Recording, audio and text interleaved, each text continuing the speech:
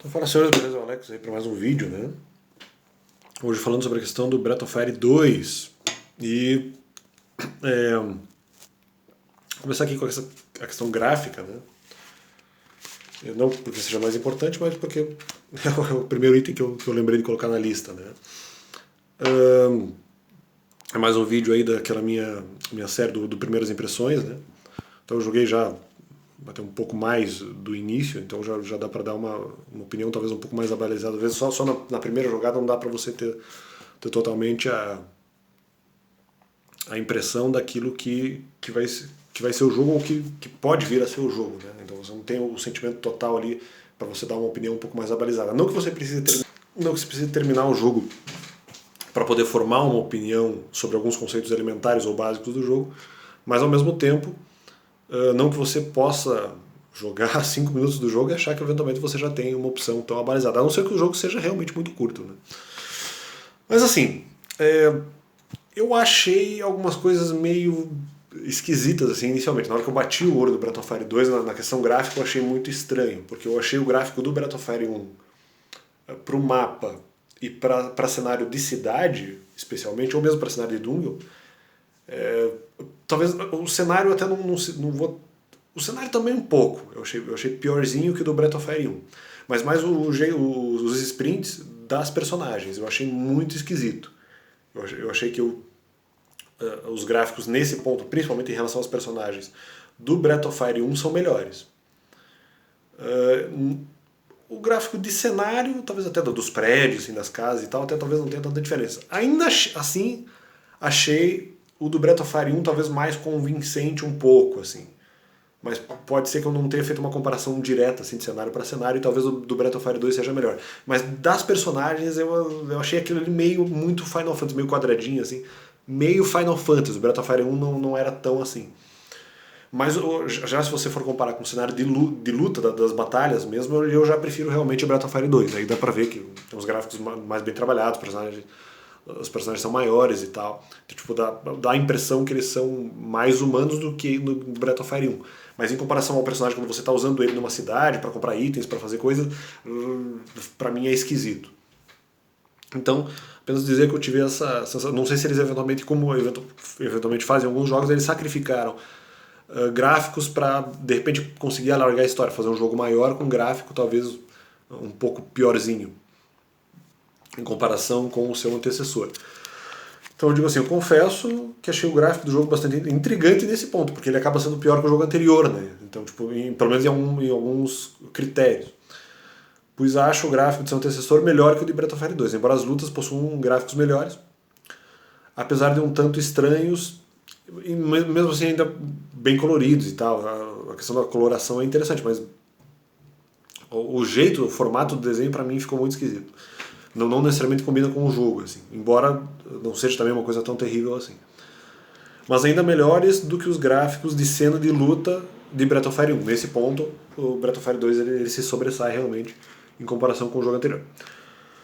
O gráfico é meio quadradinho, que nem eu falei, esquisito em cenário normal, que seja de cidade ou mapa.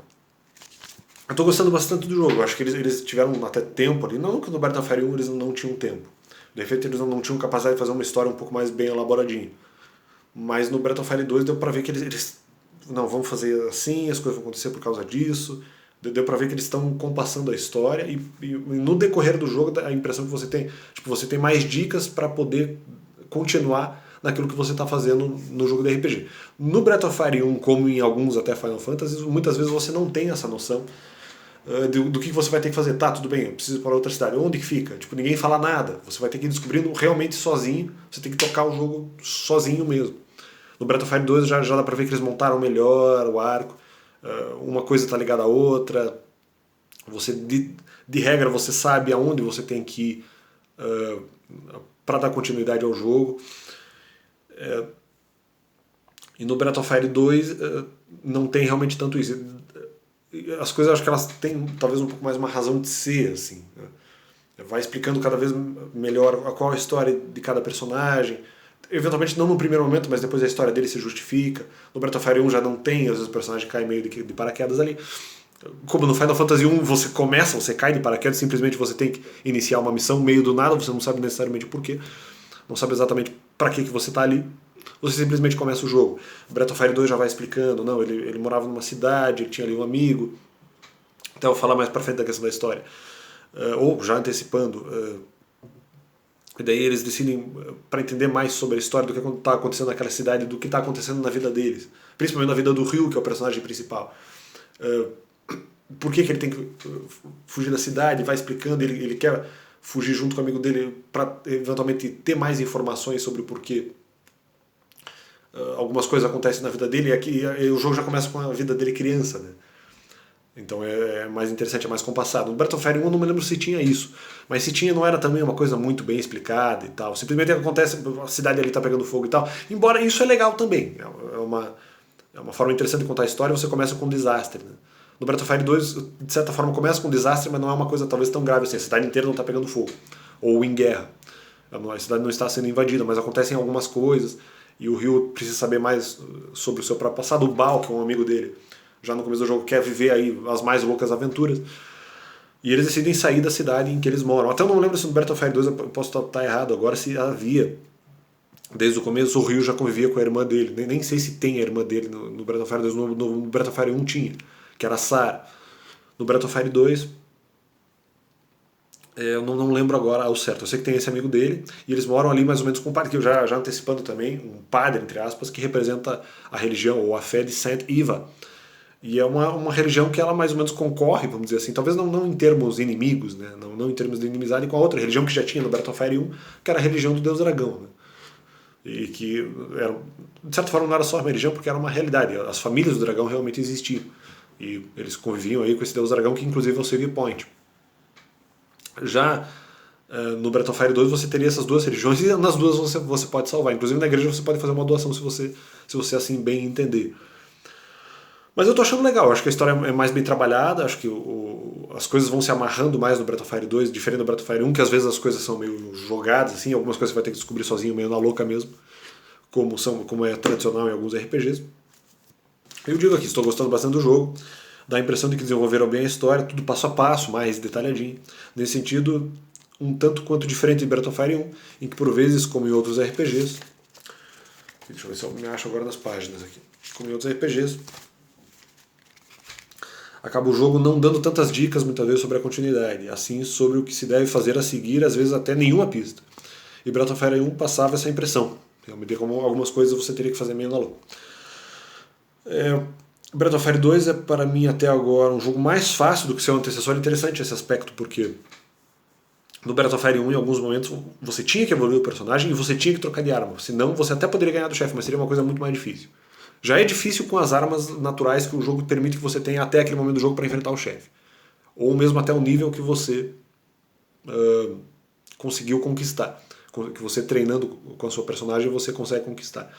No Breath of Fire 2 já não é uma coisa tão terrível assim. Você evolui a personagem, mas mesmo que você de repente não faça essa troca de armas, ou mesmo que você não tenha tanto dinheiro até para adquirir essas armas, não é uma coisa talvez tão cobrada assim no jogo. Acho que não é uma coisa que seja tão decisiva assim no Breath of Fire 2. Embora, claro, se você evoluir o personagem e tiver boas armas, melhor para você. Em alguns momentos do jogo, talvez mais pra frente isso possa vir a ser necessário. Mas no começo não, até uma boa parte do jogo, você simplesmente evoluindo a personagem, então o jogo é mais fácil nesse ponto. Só evoluir a personagem já basta, assim, para você enfrentar os monstros, enfrentar os chefes. E aí mesmo nos chefes, muitas vezes, talvez até com uma certa dificuldade, mas aí é só administrar a situação, esperar ali alguns itens, eventualmente usar uma cura se necessário, esperar ali a batalha, ser um pouco paciente, e talvez até ser um pouco teimoso, insistir ali em continuar em alguns ataques que mesmo que pareçam fracos, mas não, mesmo assim o jogo não só aparenta, ele traz menos desafio até um certo trecho do jogo do que em comparação aí com o Breath of Fire 1. Então, portanto, é um jogo mais fácil do que seu antecessor, não havendo muito segredo à sua continuidade. E mesmo das batalhas, considerando que em Breath of Fire 1 algumas batalhas contra chefes eram bem difíceis e dependiam de você fazer tudo certinho. Tinha que evoluir bem, tinha que treinar bem, tinha que comprar armas da maneira mais correta, as melhores armas disponíveis até o momento. E era realmente necessário fazer o grinding, que é evoluir o personagem, continuar a luta, até você chegar no chefe com uma certa tranquilidade. E às vezes nem isso adiantava. Ou a evolução dos personagens e a troca de armas. Por enquanto, Breath of Fire 2 está sendo tranquilo, sempre sendo bom evoluir o personagem, mas não sendo tão imprescindíveis as trocas de armas nelas, né?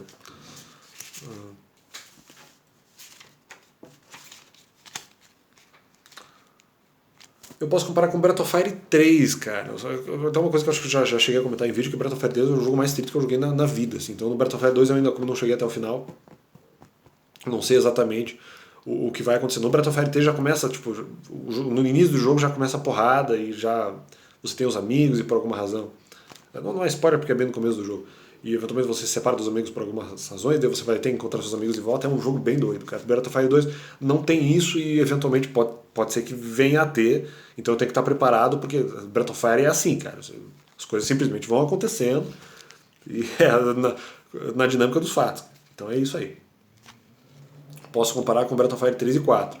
Pois já joguei esses outros dois jogos e achava, pelo que lembro, Breath of Fire 3 algo mais difícil do que o 2, assim, em termos de evolução também, comparável até com uma não tanto. O Breath of Fire 1 ainda é mais difícil que esses sequenciais até o PlayStation 1.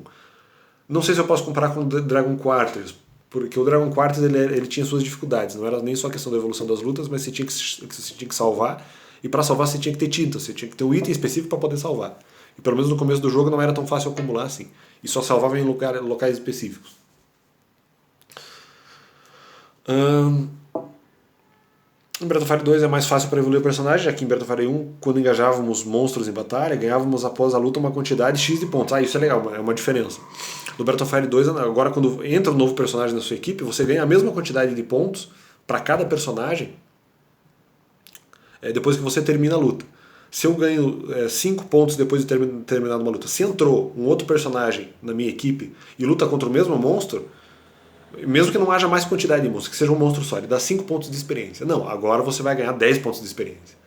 5 para cada, então ele vai dividir. No Breath of Fire 1, não. Você ganha, vamos dizer, pelo que eu lembro, mais ou menos era assim. Você lutava contra o monstro e dava 5 de experiência. Se agora entrou uma outra personagem na sua equipe, você não vai ganhar mais. Você vai ganhar os mesmos 5 pontos de experiência e esses 5 pontos vão ser divididos entre os dois. Ou seja, não duplica a quantidade de pontos que você ganha. E no Breath of Fire 2, a sua party tem no máximo 4 pessoas. Então, se você enfrenta um monstro que dá 500 pontos, com 4 pessoas na parte desse monstro vai dar 2.000. A mesma luta vai dar 2.000. Então é mais fácil de evoluir no Breath of Fire 2. Já que quando engajávamos monstros do Breath of Fire 1, em batalha, ganhávamos após a luta uma quantidade X de pontos de experiência. E se entrasse outra personagem na equipe, a quantia de pontos de experiência era a mesma, pelo que eu lembro.